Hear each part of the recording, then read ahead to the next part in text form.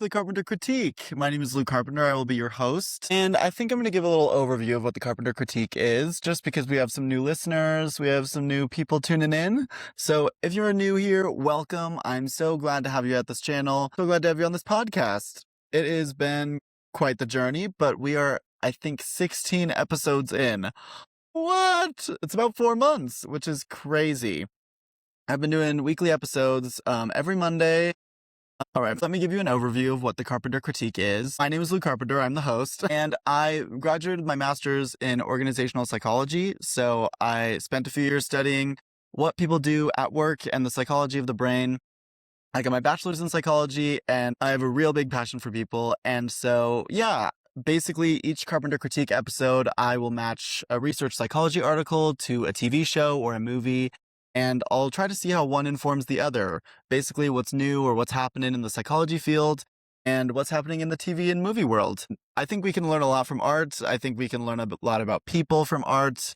I think directors and filmmakers or TV producers, everybody has something to say. And a lot of people are using media to say what they need to say. And I think it's really cool that we can analyze it and look through a psychology lens and basically break it down and what are the directors trying to say and what can we learn from media, movies, and TV, and what we can learn from psychology as well. So I'm so happy to have you here.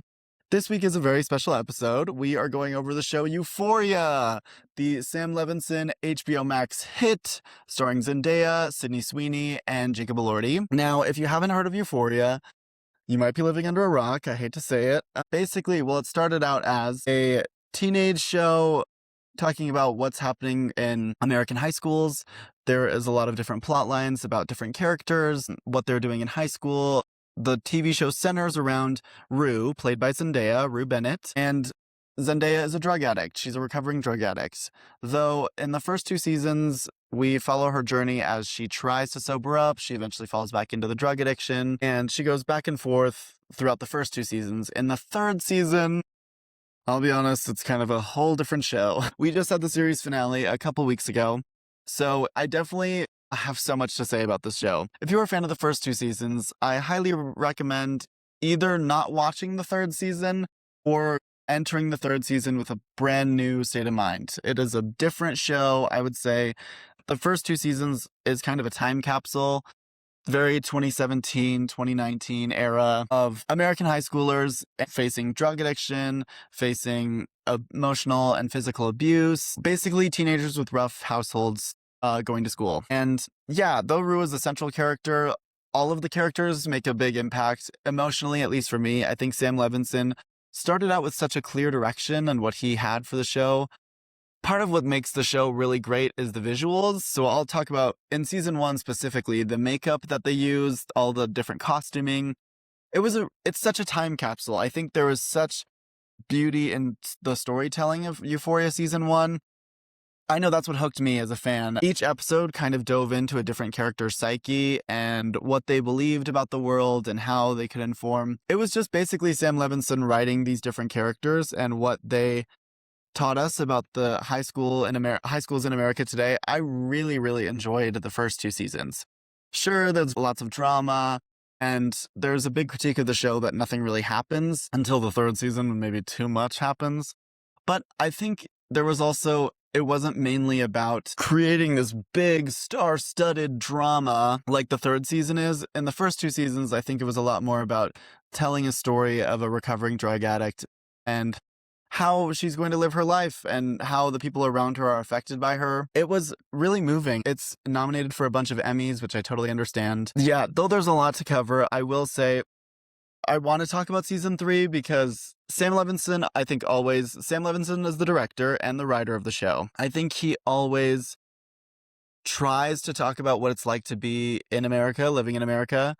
And though I would say he very much over-sexualized the women on the show, I think he's also trying to critique America, saying that we over-sexualize women, which there's a big argument that we do. So he's not wrong in saying that. I just think maybe if we show the critique of America of over-sexualizing women, then why are we over-sexualizing them in the show as well? Yeah, so basically in season 3, after they graduate from high school, season 3 takes place I would say maybe 6 or 7 years afterward. So it follows each of the characters into their adult lives.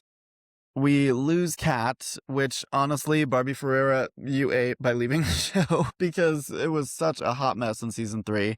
We also lost Labyrinth. So, for those who don't know, Labyrinth is the show's music producer, and he's behind a lot of the iconic scenes, basically creating the soundtrack for the show. It's such an original idea, and he's such a beautiful musician. I think he's a genius. He uses his voice in ways that evokes these crazy, amazing emotions. I love his music. I've been a fan. He just released an album. For those who don't know, please go listen to his music. But in season 3, Sam Levinson booted Labyrinth from the show, much to everyone's dismay. And I think that season 3 is very much, I would say, weaker for it. They have Hans Zimmer, which you think would be amazing, but Labyrinth just understood the show in a way that I think helped bring the sound to life. And I think we often underestimate how much sound really impacts a movie and a TV show. So without Labyrinth, I think season 3 automatically minus 10 points. In my humble opinion, I would rank it season 1, season 2, season 3, with a huge gap between season 2 and season 3. Euphoria season 1 and season 2, there is just something about it. There is magic in the words. It's highly rewatchable. It's very fun, but also very messy. There's lots of drama. The actress that plays Maddie, Alexa Demi, she is amazing. She's actually taken a break from the spotlight and being an actress as well, partly because of the role. Honestly, I'm really disappointed in the 3rd season. I was such a fan. I didn't watch season 1 when it came out, but I watched season 2 as it was coming out. I had binged all of season 1. It was just fun to gather together on Euphoria Sundays. I was really just looking forward to it. I bonded with people, and it's also fun to watch something that everybody else is watching. You can bring it up at work, you can bring it up at school. I was going to school at the time. It's fun to engage. A lot of the interesting topics are brought up in Euphoria, a lot of domestic topics that people could relate to. That's why in season 3, when it takes this really pivotal switch, not only it lost the relatability of the show, but a lot of the characters changed into adults that a lot of us hate. Drug lords, OnlyFans models, OnlyFans managers. Not that I absolutely support the girls. Sex work is work, absolutely. I think Cassie. So, of the show's main characters, we have Rue Bennett, played by Zendaya, who is a recovering drug addict. In season 3, they pivot her into being a drug mule. So, because she owes a big drug lord money, she becomes a mule for Lori, which is the female drug lord boss. Then she switches over allegiances to Alamo, who is another drug lord that has a rivalry with the drug lord Lori. Crazy. And I'm like, there was so much potential to run with these characters. I think Rue especially. We don't really even tap into the depth of Rue until the series finale. Spoiler, I'm going to give away a lot of spoilers, so if you have not seen Euphoria and you plan on watching it, I would tune out right now because, big spoiler alert, Rue Bennett dies. Though, do we see this coming? Yes, absolutely. There is tons of foreshadowing in season 3 especially. But I think even seasons 1 and 2, it's kind of open-ended. How Rue's story is going to play out, I would hope for the best, obviously. And Zendaya is such a commanding presence, especially in Euphoria. It's funny, I don't think of her as a commanding presence in real life. I think she's stunning. I think she's beautiful. But she's not like, boom, commanding a room. But when she's acting, she pulls you in and she makes you care about these characters. I like when she plays unlikable characters because she's a very likable presence. And when it switches, when she's playing an unlikable character, it's fun to see how far they can push the envelope with a very likable actress. And so Rue, especially, just pisses me off sometimes. I'm like, why are you doing that? Why? Now, Sydney Sweeney is a whole other story. So in the Euphoria series, Sydney Sweeney plays Cassie. Cassie starts off in Euphoria as, I would say, a very sympathetic character. A lot of people forget the struggles that she went through in season 1. She's in a very rough relationship with McKay. Then in season 2, she backstabs her best friend, and we lose a lot of empathy for her as she dates the main guy character of the show, which is Nate Jacobs, played by Jacob Elordi. Now, Cassie is also in season 3, and she ends up marrying Nate Jacobs, but also ends up pimping herself out as an OnlyFans model. Like, what am I doing? In my opinion, it seems like the director just kind of wanted to have Sydney Sweeney be as nude as possible, but that's just me. She seemed to be all for it, so great for her. I've never seen anyone so passionate about posing in a doggy costume, or, oh my gosh, or like in the baby outfit. She looked really happy to be there at work doing that day. I mean, have you no dignity, woman? Have you no dignity? But whatever. And I used to like Sydney Sweeney. The White Lotus, when she was in The White Lotus, she does great. Season 1 of Euphoria, she does great. I don't think it's that she's come out as a Republican, but I mean, honestly, ever since then, it's been just downhill from there. I don't know if it's her talent, but everything I see her in, I'm like, unless she's playing someone that's like herself, I don't really believe the story. I've seen The Housemaid, and I mean, Amanda Seyfried eats her the fuck up. And then I see her in, what did I also see her in? Oh, Christy, she does kind of good, but then I basically think every other side character does better than her. Yeah, I'm kind of disappointed in the way her career has gone. I saw Anyone But You, and that movie, I mean, a lot of people liked it, but I hated that movie. Maybe she just wants to be portraying these characters, but I don't know. It's not working for me. The jeans ad, like, in my opinion, it's just been like, boo. Jacob Elordi seemed very over it in Euphoria Season 3. I remember being afraid of him in Seasons 1 and 2. He was such a commanding, very easy to hate character, which we almost never see him in. Now he's very much a love interest, a Hollywood leading man, but it was cool to see him bring out this dark side of Nate Jacobs, and that man is evil, or was evil, and in Season 3, he takes this big pivot as a very understanding guy who just owes a lot of money to bad people. But I don't know. I don't believe it. He doesn't look like he's really into it. Maybe he didn't want to act opposed to Sydney Sweeney. I know he didn't really go to much of the press. So, yeah, I would not be surprised if Jacob Elordi was just like, all right, bye, after he was done. Alexa Demi, I mean, she turns it. She's great. She's great Seasons 1, 2, and 3. I think she only gets better. I would say maybe her character peaks in Season 2, but that's probably because of the writing, not because of her performance. I think she is steadfast throughout. I would be shocked if Zendaya does not get an Emmy nom for Season 3 performance as well. She just, there is something about Rue Bennett that brings out some of the best acting that I've ever seen from her. I think Zendaya connects with the character so well. I also love Coleman Domingo. So, okay, here's what I'll say about Euphoria Season 3. Season 3 is rough, to say the fucking least. But it does have probably the best finale of the 3 seasons. Even though it's a hot mess throughout, Season 3 is a hot mess throughout, I do think the finale does a little bit to redeem some of the mess that it was. Sure, I wish Labyrinth was there. I wish we had the soundtrack to back it up.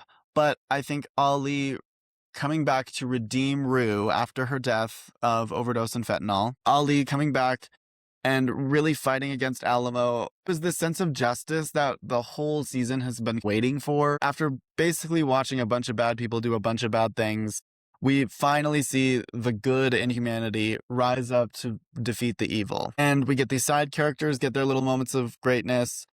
So, I mean, I hate to give Season 3 its props, but I do think the finale stuck the landing, and it makes Season 3 a little bit more watchable than it would have been. I'm probably never going to rewatch Season 3 ever again, but I do think the season finale, it's hard to have a good ending, and they managed to do it.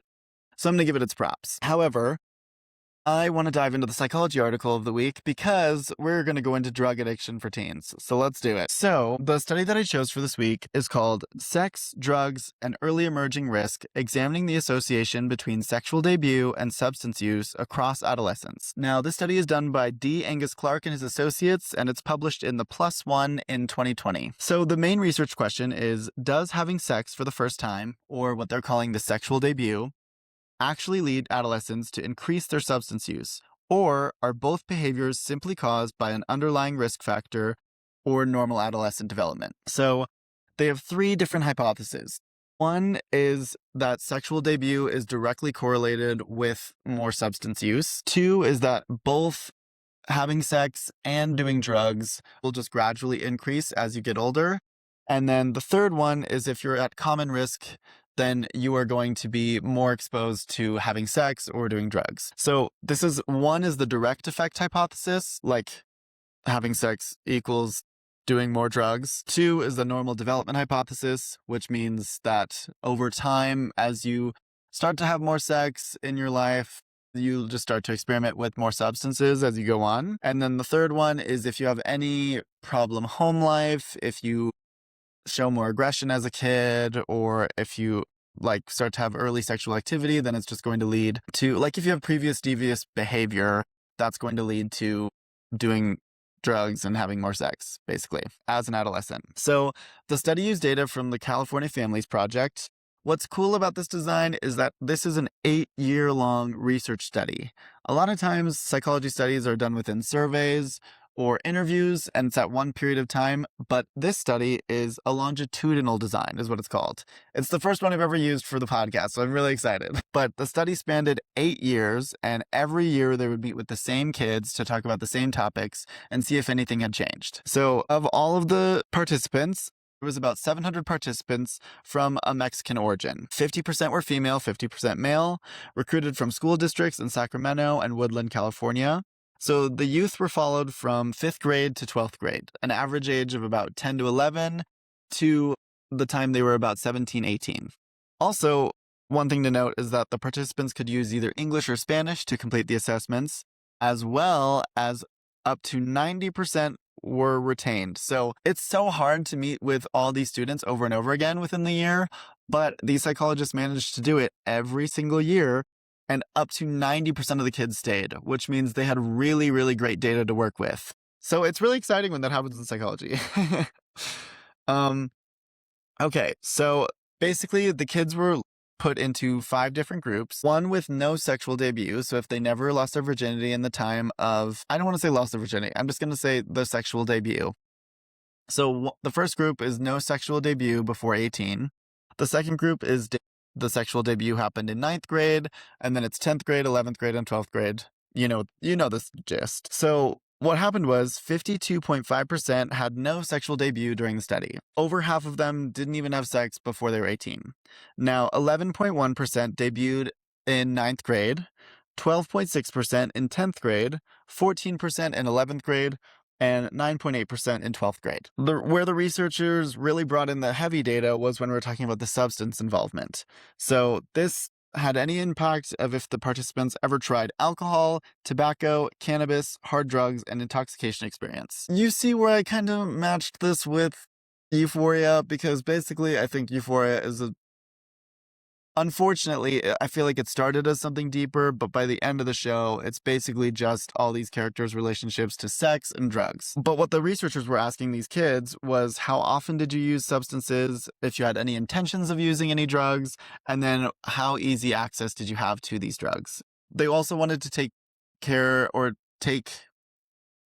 note of any early risk factors. So if the kids had any bad temperament, maybe no self-regulation of their emotions, maybe they showed a lot of signs of aggression, if any of them had any behavioral problems, or their social environment. So if they were surrounded by bad friends or deviant peers, maybe they didn't have a good home life to go back to. So here is what they found. Finding one was that substance use just increased across adolescence. So the experimentation increased steadily from middle school through high school. Frequency of use increased, intentions to use increased, and also access to substances increased as they got older. Some early risk factors strongly predicted substance use. So if you were an aggressive kid or a problem kid, that also played more into if you were going to do drugs or have sex. Lots more, basically. And then the third finding was that earlier sexual debut was associated with higher substance use, but it wasn't that much.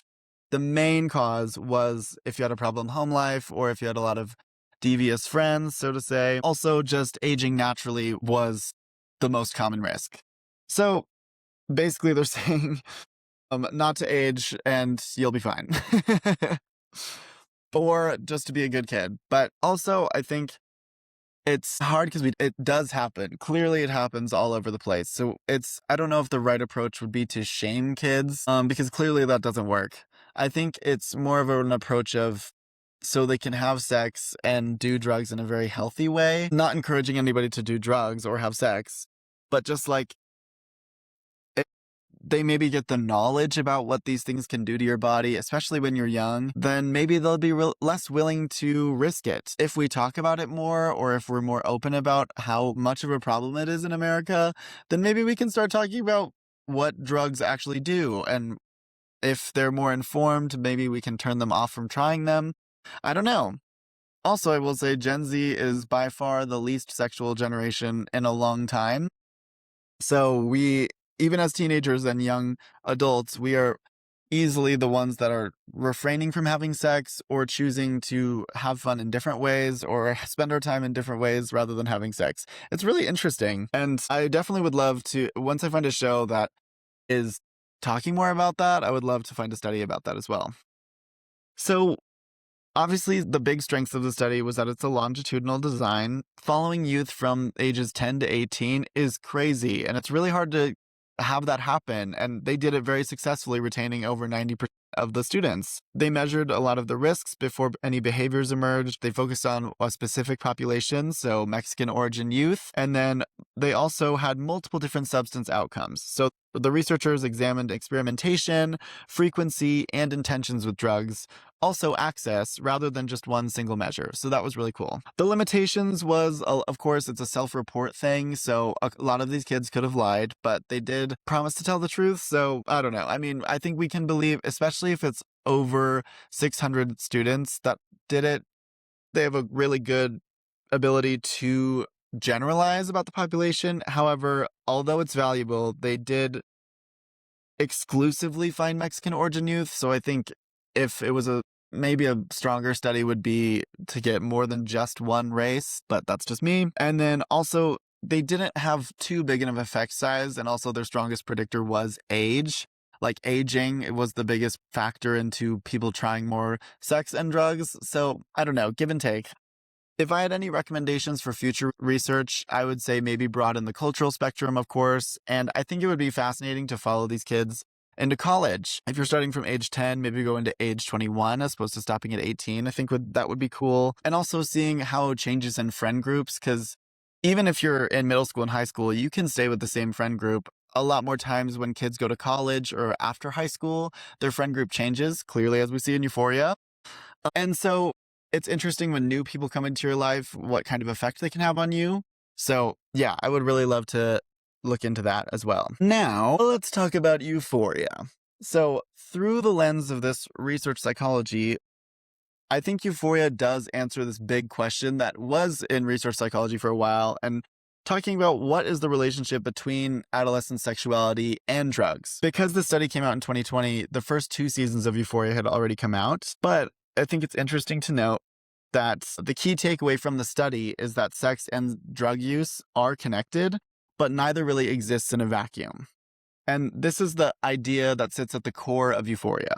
So let's look at it through our character lens. Rue Bennett is the common risk factor model. Euphoria centers much of its narrative around Rue, and she represents the study's strongest finding, which is that underlying risk factors matter. Before Rue enters any romantic relationship or begins exploring herself sexually in a meaningful way at all, she already has access to drugs through her father.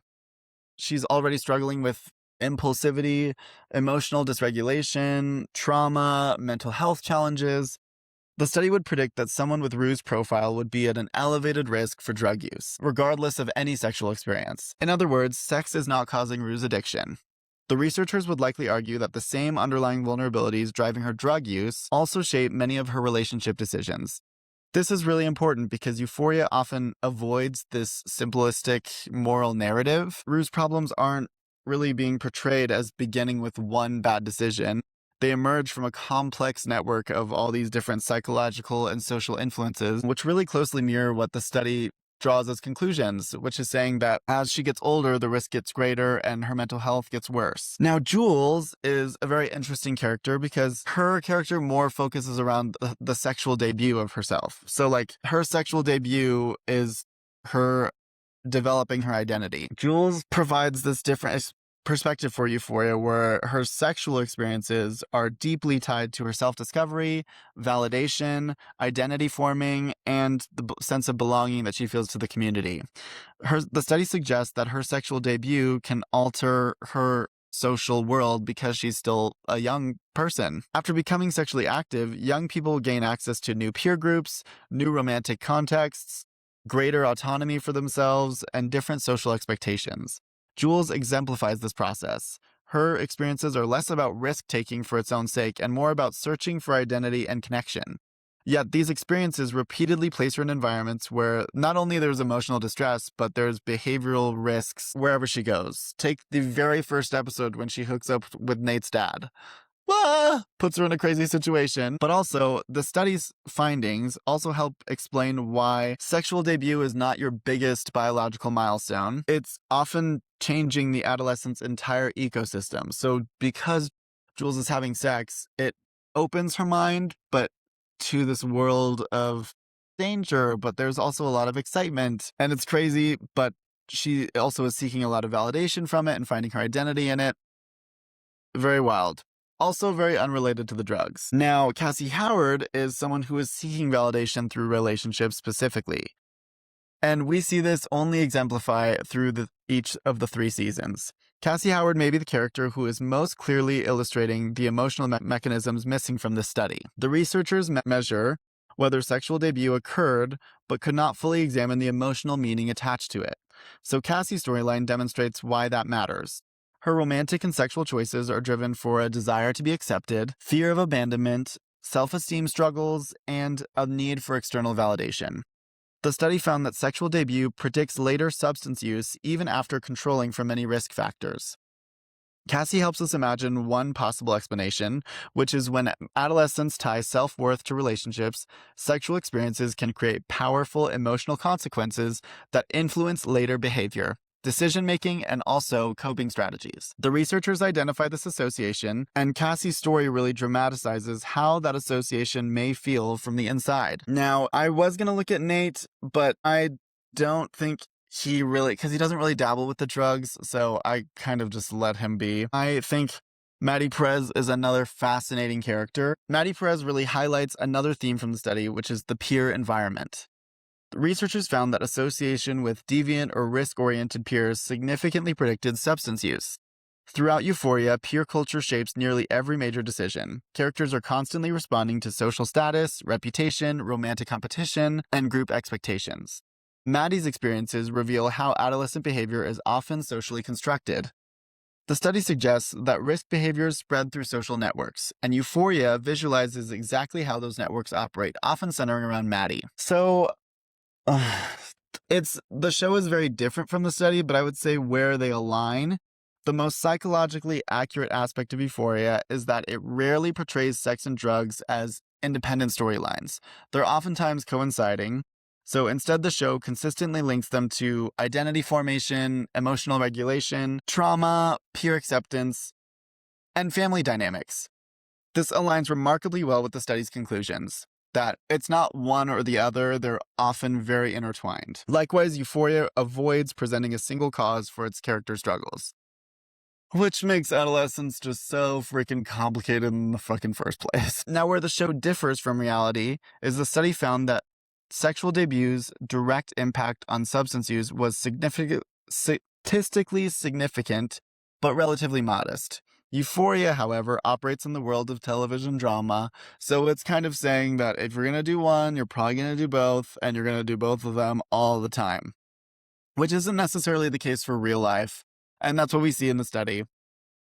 Over 50% of the study didn't even have sex until after they were 18. At least that's what they reported. I think every single character in Euphoria has had sex before the age of 16, other than Rue, maybe. So I think if the researchers watched Euphoria, they would probably argue that the show's strongest insight is that adolescent risk behaviors rarely emerge from a single event. The study demonstrates that substance use is shaped by a combination of developmental changes, personality traits, family influences, peer networks, and sexual experiences.